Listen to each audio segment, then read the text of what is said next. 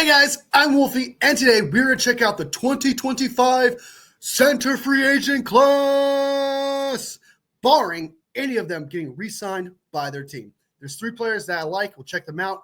Before we ever address the rookie situation, I want to see who we can get in free agency that can immediately upgrade this offensive line, immediately upgrade the center position, because we all know that Jake Brendel's garbo. Not only is he garbage, he is the trash can. Okay, he's the biggest problem on the offense, probably the entire team. Even Jake Moody, he is that bad. We need to address center, and I want to get a proven commodity. So let's go ahead and dive into the free agent centers of 2025. First up, center Drew Dahlman of the Atlanta Falcons, 26 years old, going to get his second contract this year. If we were to get him, he'd be a plug-and-play player, someone who's proven, has a fantastic grade according to PFF. Keep in mind, all these grades will be from PFF. So let's go ahead and jump right into those grades and take a look at his stats. According to PFF, he has 78.8 overall grade, which is fourth among centers. So you would technically, according to PFF, getting the fourth best center in the NFL. That would be huge, huge for Brock Purdy, who's going to end up getting paid this offseason at any moment of time. He's going to be the highest paid player on the team, possibly in the NFL. You need to protect him, especially filling in the biggest hole on your team. Some people think it's right tackle or guard. I don't think so. I think you find a guard in the draft that I think could be plug-and-play players. Right tackle with McKivitz hasn't been as bad as some people may have seen with Pooney next to him, but center has been absolutely atrocious. So plugging him, Drew Dahlman, in there would be fantastic. He has a 78.8 overall grade. His pass blocking is 66.6, which is 22nd among all centers in the NFL. Still starting caliber, right? But also keep in mind that his quarterback was Kirk Cousins for most of the season, which probably contributed to that pass blocking grade. So with Brock Purdy behind the helm, this grade could potentially be a lot better. It truly can. So, and not to mention it's starting center caliber play. And that's what we need, right? What a center does is super important. A center not only just snaps the ball, he also needs to call protections. It's a big deal. The center is practically the captain of the team. And that's what we need. We need someone who can control that line, call out the protections as see fit. So Drew Dahlman, from what I read, has gotten better every single year from the year that he's drafted in 2021 as the fourth round draft pick. He's gotten better and better and better. Has only gone up from there.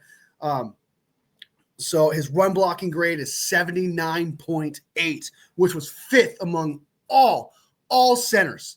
Run blocking grade. You know what that means for CMC? You know what that means for Isaac Guerrero, potentially Jordan Mason, or someone we get in the draft? They should do fantastic up the middle. No longer will just the left side to Trent Williams be the way to go. Up the middle would definitely help us out a lot, especially on short downs. So getting someone like that would be huge. And again, that 22nd pass blocking grade could get better. So he could be a lot better than the fourth overall center at this point. He did allow 3 penalties, which is not great. That's actually pretty bad, considering 3 penalties, usually like 1 or 2, but like there's a line to draw there. 3 penalties, it's not terrible, but it's not good. You know what I'm saying? 2 sacks, not good either. Okay. Allowing any kind of sacks is not like elite top tier kind of type stuff. But then again, you got to keep in mind whose quarterback was for most of the year, which was Kirk Cousins. So that could actually be an outlier, and that could be a fluke considered situation because you have Brock Purdy who can actually get out of the way of, mistakes here and there, or he's not going to stand there while like Drew Dahlman's getting pushed back a little bit. Brock Purdy's actually going to get out of there a little bit. He was 31st in offensive snaps. And you're probably asking yourself, why is that a case if he was, supposed to be this great center, but there's not enough product out there compared to other centers. Well, he was hurt he went on IR from week 4 all the way to from September 23rd to November 16th with a high ankle sprain. He had a high ankle sprain in 2024. High ankle sprains aren't the end of the world. You heal from those. You get better from those. It doesn't ruin careers or anything like that or make you worse down the stretch. So there's no true concern there, but there is one concern. As of late, he's been kind of sort of having an injury history. Not too much, but for his first 2 years, he did fine. But the last 2 years, he's had ankle injuries issues. That's the trend he has. Towards the end of the 2023 season, 14 and 15, he was questionable. I believe he was out. And then 2023, week 18, he was declared out.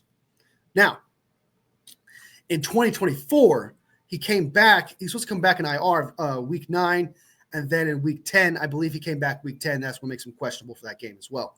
So he just has this ankle injury problem. He only started 9 games last year, but I mean, there's still years where he wasn't hurt, which was 2021, 2022. There is a little bit of a risk because he could start being injury prone, but the talent is there. What he could be for this team is there. And another thing about run blocking, if he's a good run blocker like this, that means he's able to move. He's not some big guy who can't really help out a lot. Usually if you have great pass blocking but really low run blocking, you're kind of a bigger dude that can't exactly run or get to your spots. Drew Dahlman can get to his spots. I think it's a risk worth taking with Drew Dahlman. The thing is, you're most likely going to have to pay Drew Dahlman the most money, the highest paid center in the NFL if you were to give him a contract. And this is exactly who he would have to beat at that point. There might even be a bidding war for him at this point. Creed Humphrey, $72 million total. He's the highest paid center. $18 million a year. $50 million guaranteed. $35 million fully guaranteed. Now he's going to most likely beat that, probably $19, $20 million, probably somewhere around there is what he's going to ask for. But if there's a bidding war, it's probably like $22, $23 million. We saw guards, their money go up higher last year with the Carolina Panthers and what they did. That could happen here with the bidding war for Drew Dahlman here because he is the best center available. He has some ankle injury issues, but that's not career-ending stuff. That doesn't exactly linger forever, right? I think it's worth taking a shot on. I don't think it's that bad. If we end up paying him $22, $23 million, that's fine. Protect your biggest asset, which is Brock Purdy. That's been a problem with Jake Brendel. Jake Brendel's been falling on his ass most of the season. I would much rather take a shot on a guy who may have ankle problems, but draft a center, right? Or draft a center guard, someone who can play both positions just in case that does happen. Because I'm so sick and tired of like up the middle D tackles just making Brock Purdy have to get out of the pocket immediately. He doesn't have a safe pocket. The pocket is never like this, never a U shape. It's always a W every single time. And it forces Brock Purdy to move to the left a lot more, move to the right a lot more, and also have to do that while doing that, having to see the field. We need a center, and Drew Dahlman is the guy from the Atlanta Falcons, and I do hope we get him, and hopefully the Atlanta Falcons do not re-sign him. Now let's go ahead and jump over to the next guy that I like. This is kind of a bit of a problem because he does have an injury issues, but we'll get into that right after I tell you his grade and what he's capable of. Let's jump into Ryan Kelly of the Colts. He's 31 years old. He's going to be 32 by the time he starts. His grade, when he was on the field, his grade was 67 overall, according to PFF, 17th ranked among all centers. So he's still a starting center out there. 71.9 pass blocking grade, which is 12th, which was better than Drew Dahlman's, right? Way better than Drew Dahlman's. And I still think Ryan Kelly can do that. I still think he has that kind of fire. I don't think he's that bad. Jumping over to his run blocking grade, it's not the best, but still starter quality, which is 64 overall, which is 30th among centers, still starter quality, but that could be due to the fact that he's getting older. So is he the best option? No, but he's still starting caliber based on pass blocking and run blocking grades. He has allowed, and another thing, he only had one penalty, and he's only allowed one sack, right, for the games that he's played. And you're probably asking yourself, well, how many games has he played? You said his injury history. What's that all about? He's 29th in offensive snaps, right? He has played 10 games this season, one more game than Drew Dahlman. So that's probably why he's 29th in offensive snaps, and Drew Dahlman's 31st, because he's played that one extra game, which probably helped him out, learn a lot. But as you can see, this year, Ryan Kelly's had some issues. Ryan Kelly's had some problems. This year, early on in this season, he had a neck problem, which didn't knock him out of the game. He wasn't out or whatever. He was fine, okay? But he didn't go into IR due to an injury. He ended up going to IR. His neck was fine. He played with the neck injury. But then he ended up going to IR on November 6th to December 18th with a neck and knee injury. Knee injuries are fucking big. They're huge. He had surgery on that knee. a torn meniscus. And that is a big deal for a center. That's a big deal for an offensive lineman in general. So you would be taking a risk on him. However, he shouldn't be asking for a lot of money.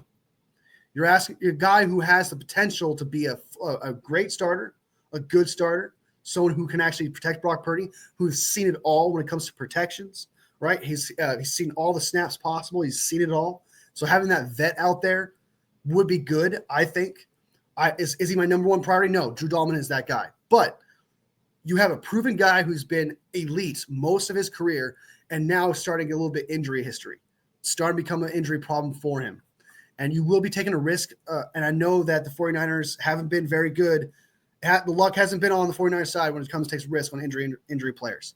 However, for 10 games, he still played 10 games, right? So, again, still draft a center guard center, someone who can play both. Get this guy in here, and he, again, would be an instant upgrade to Jake Brendel. And I hear the 49ers are going to be keeping Jake Brendel anyway, so you have Jake Brendel as a backup, even if you'd rather have Jake Brendel than Ryan Kelly because of the injury history. The injury history is an issue with Ryan Kelly, but outside of that, take that away, he's still a good center. He's still a starting center, and it's someone worth taking a risk on. And again, shouldn't ask for a lot of money because of that. Should be relatively cheap. So you're taking a shot on a guy while drafting a guy and having Jake Brendel. I don't see a problem with this. The injury history is really just the concern. And I think it's someone taking a shot on if we don't end up with Drew Dahlman. Let's go ahead and jump into the next guy, which is crazy to me because I never thought that someone from this team would be considered a good offensive lineman. From PFF. This is all from PFF, by the way. So if you take PFF as gospel, then you love this. If you don't, then this is probably something you don't like, right? I don't take them as gospel like too much. I do think they have like what they say means something, but I don't think it's like everything that they say is just truth, right? Is factual. I don't take PFF as that. I truly don't. But let's go ahead and jump into the next guy, Coleman Shelton of the Chicago Bears, who has been one of the worst offensive linemen, one of the worst offensive lines in the league. But yet there's a gem in here, according to PFF. So let's go ahead and jump into the grades of Coleman Shelton, who's 29 years old, by the way. So he would be getting a third contract. Shouldn't be asking for a lot of money. Shouldn't be asking for starter money. That would be kind of wild if he asked for something like Drew Dahlman. So he should be affordable at this point, especially considering him coming from a very terrible offensive line. He might not get the high praise, the high name praise that Drew Dahlman's going to end up getting. So we might actually be able to get this guy at a relatively cheap price, possibly a steal for Brock Purdy. He has a 66.4 overall grade, which is 19th among all centers, which is technically one behind Ryan Kelly. He's 17th, and there's 18th, and he's 19th, so it's technically one behind Ryan Kelly here, but he's 66.4 overall, 68.4 pass blocking grade, which is better than Drew Dahlman's, right? It's way better than Drew Dahlman's. He's 19th, which is 19th ranked among all centers. 66.7 run blocking grade, 23rd ranked. 23rd ranked. So this guy is he's literally just a little bit below average starting center, which is really good compared to Jake Brendel. Taking a shot on a guy in that while getting a guard center in the draft, someone who's in that general area, who, by the way, had a quarterback who would take sacks like crazy. Someone who would hold onto the ball for as long as it takes to, roast a turkey. Okay? I'm not even kidding. So when I tell you these numbers, they might be construed just because of the quarterback situation. He allowed 4 penalties. Those 4 penalties could easily be because of Caleb Williams and the way he holds onto the ball and the way he's scrambling and causing those holds. 3 sacks. Those 3 sacks could easily be because of Caleb Williams holding onto the ball all the time. These numbers, these penalties and sacks could easily be construed. Could easily be a problem for this team, for the offensive line, for the Chicago Bears. So those numbers are bad. However, he still maintained a starting center stats. I kind of like this low key. I kind of like this. I'm not saying he's my favorite. Drew Dahlman seems to be a lot more proven, but I like him a lot more. Just because the payment wise, the situation where you don't have to overpay, it won't hurt the cap too much. When you get a guard or center, You could possibly in the draft, you can, switch between them if one of them doesn't work out. And yeah, it's really just a cap thing, right? And you're also getting a starting center in the end, technically, according to PFF. Another thing is you're probably wondering, what about his injury history? Has he had any injury problems at all? Well, he has third in offensive snaps. He's third in offensive snaps. So that means he has the stamina, right? He has, if he has a 23rd run blocking grade, that means he has the speed, right, to get to the spots that he needs to. Third in offensive snaps. Here is his grade. He has not been injured in the past 2 years. From what I see here, he has not been injured. 17 games played. Third in offensive snaps. Considered a below average starting center. So at 19th, according to PFF. And I think this guy's under the radar. I think he's under the radar.